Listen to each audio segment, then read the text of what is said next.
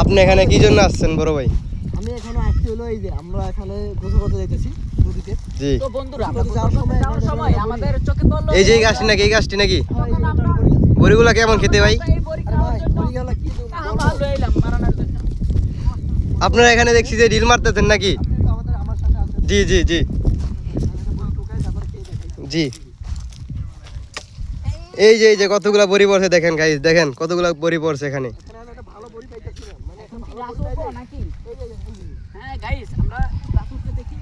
জি জি, এই যে এক ভাই গাছে উঠতেছে, আমাদের এক ভাই, এই যে আমাদের বড় ভাই খাচ্ছে বড়ি। এই বড়িটা খেয়ে দেখবা আমি। জি জি,